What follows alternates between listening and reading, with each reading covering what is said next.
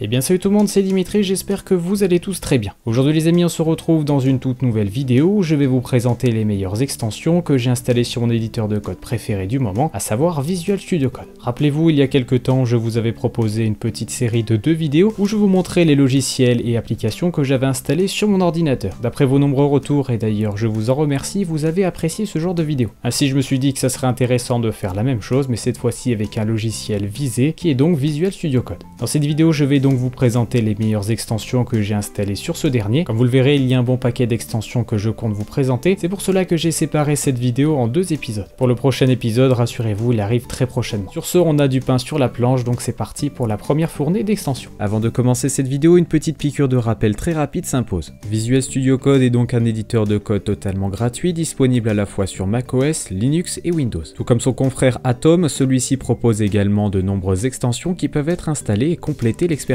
Pour installer de nouvelles extensions, il suffit de cliquer sur le 5e icône de la barre latérale de gauche. Tapez ensuite le nom de l'extension dans la barre de recherche en haut et appuyez sur Entrée. Une fois l'extension trouvée, cliquez sur Installer. Patientez alors quelques petites secondes, puis enfin il vous suffira juste de cliquer sur Recharger. Voilà pour le petit tutoriel, maintenant place à la vidéo. Et je vous propose de commencer directement avec l'extension qui s'appelle Alignment. Si vous êtes du genre maniaque et que vous adorez garder une bonne visibilité dans votre code, Alignment est l'extension qu'il vous faut. Basée sur un système simple mais diablement efficace, cette extension permet d'aligner vos lignes de code entre elles via un simple raccourci clavier. En effet, une fois l'extension correctement installée, il vous suffira de souligner les lignes de code que vous souhaitez aligner et enfin de saisir le raccourci clavier associé Alt +-. Bref, une extension très simple mais dont je ne pourrais me passer. La seconde extension que je comptais vous présenter aujourd'hui, c'est Autopréfixeur. Comme son nom le laisse penser, cette dernière permet de rajouter les propriétés CSS manquantes afin d'assurer la totale compatibilité avec n'importe quel navigateur internet. Pour déclencher l'extension, il suffira d'ouvrir la palette avec commande Shift-P pour macOS et CTRL Shift-P pour Windows et Linux. Une fois ceci fait, il suffira de taper autopréfixe CSS et d'appuyer sur ce dernier. Bref, une bonne petite extension qui servira à coup sûr aux développeurs front-end. Et pour la troisième extension, je vous propose Beautify. Pour les maniaques qui ont été convaincus par la première extension, j'espère que celle-ci va vous plaire. Au lieu de blablater, je vous propose un exemple simple. Comme vous pouvez le voir, je vous propose actuellement un code qui est immonde, désordonné, déstructuré et mal indenté. Bon nombre d'entre vous doivent à l'heure actuelle grincer des dents et je vous propose qu'on règle ce souci. Encore une fois, il me suffira d'ouvrir la palette et de taper Beautify. À ce stade, j'aurai 2 choix, File et Selection. La première permettra de rendre l'intégralité de mon fichier plus propre. Et enfin, la seconde permettra de faire la même chose mais avec une sélection que j'aurais faite avec ma souris. Beautify est une extension qui va vous faire aimer la propreté, vous verrez. Et on enchaîne avec la 4e extension qui se nomme Bookmarks. Cette extension permet ni plus ni moins de mettre des marque-pages à certains endroits dans votre code. Un peu à la même manière des commentaires marque dans Xcode, cette dernière vous permet de marquer des lignes de code bien précises. Mais quelle est l'utilité de cette extension, me direz-vous? Eh bien à la même manière d'un marque-page pour un livre, de marquer un endroit précis dans votre code. Vous l'aurez compris, le but étant de revenir très rapidement à une ligne précise que vous aurez taguée. Pour l'utilisation, c'est très simple, il vous suffira de faire un clic droit sur la ligne souhaitée et de sélectionner Bookmarks Toggle. Vous pouvez également utiliser le raccourci associé. Pour lister toutes vos marques, il vous suffira d'ouvrir la palette et de taper Bookmarks:list. La liste de tous les marque-pages présents dans le fichier actif s'affiche alors, il vous suffira de sélectionner l'un d'entre eux. Vous verrez que c'est très pratique et qu'on gagne un temps fou en utilisant cette extension.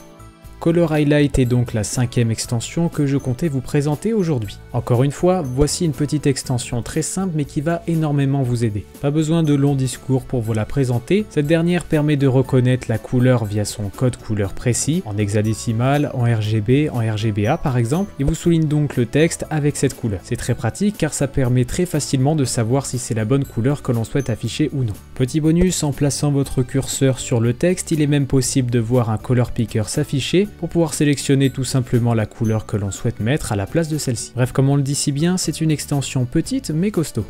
J'utilise ensuite l'extension Debugger for Chrome qui me permet, comme son nom l'indique, de débugger directement depuis Visual Studio Code mon application, mon site internet qui se situe sur Chrome. Aujourd'hui, je ne vais pas rentrer dans les détails car je compte réaliser une vidéo intégralement sur cette extension. Passons ensuite à une extension que je trouve très complète et elle se nomme Deploy. Si jamais vous souhaitez déployer un projet sur un serveur, vous avez plusieurs choix. Soit vous passez par un manager de code source comme Git, Mercurial ou SVN par exemple, ou alors vous devez passer par des protocoles spécialement faits pour du transfert comme FTP ou SFTP par exemple. Pour le premier cas, c'est très simple, il suffit de faire un push puis suivi d'un pull. Dans ce cas précis, le plugin que je vais vous présenter ne vous servira pas. En revanche, pour les personnes qui utilisent des logiciels tels que FileZilla, CyberDuck, eh bien cette extension est parfaite pour vous. Pour cela, il vous suffira de créer un fichier settings.json à l'intérieur du dossier .vscode. Je vous invite à récupérer la template que je vous mettrai en description de la vidéo pour que ça aille plus vite. Une fois le contenu de la template copié-collé dans le vôtre, il vous suffira de renseigner les identifiants de connexion, l'URL de votre serveur et le chemin du dossier dans lequel vous souhaitez copier toutes vos données. Une fois la configuration terminée, il vous suffira d'aller dans le dossier ou le fichier que vous souhaitez transférer et de faire clic droit. Et enfin pour terminer, il vous suffira juste de cliquer sur Deploy Current File Folder pour lancer le transfert. La prochaine extension que j'ai installée sur mon Visual Studio Code se nomme Dracula Officiel. Là encore, je vais passer sur cette extension car j'ai déjà fait une vidéo entière sur le sujet, donc n'hésitez pas à aller la voir. La prochaine extension s'appelle donc Editor Config for VS Code. Comme son nom le laisse présager, cette extension permet de supporter les fichiers .editor-config au sein de Visual Studio Code. Pour ceux qui l'ignorent, la solution Editor Config permet de mettre en place un style de développement commun pour chaque développeur. La solution prend forme avec la création d'un fichier qui est nommé Editor Config et qui est caché à la racine du projet. Ce dernier donc définit quelques règles comme le style d'indentation, tabulation, espace, la taille de l'indentation, 2, 3, 4, 5, vous pouvez bien sûr tout changer comme bon vous semble. Vous l'aurez sans doute compris, cette extension permet donc d'activer la lecture automatique du fichier à l'ouverture d'un projet. À l'ouverture du premier projet, mon éditeur va donc se configurer avec celui-ci et donc mettre mon style d'indentation en tabulation et un espace de 4 par exemple. Si en revanche j'ouvre mon projet B qui correspond à un style d'indentation espace et une indentation de 2, eh bien mon éditeur va automatiquement se configurer à celui-ci. Bref, pour faire simple, c'est une solution indispensable surtout si vous travaillez à plusieurs sur un même projet.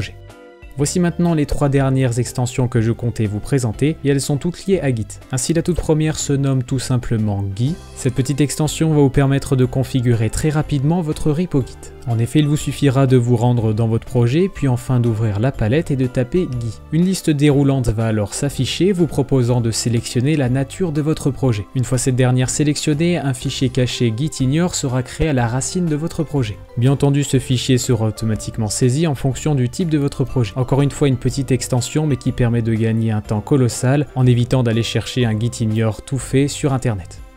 Avant-dernier plugin et celui-ci se nomme Git Indicator. Si vous avez déjà utilisé l'éditeur de code Atom, cette extension devrait vous rappeler quelques petits souvenirs. Git Indicator est donc une solution qui a été transposée de l'éditeur Atom vers Visual Studio Code. Il faut dire que la fonctionnalité est plus qu'intéressante car elle permet de visualiser très rapidement l'état des fichiers modifiés. Située donc dans la barre de statut en bas à gauche de l'éditeur de code, cette dernière permet de savoir combien de lignes ont été ajoutées, supprimées ou modifiées. Bref, une extension plutôt utile qui permet de ne pas faire un commit non désiré.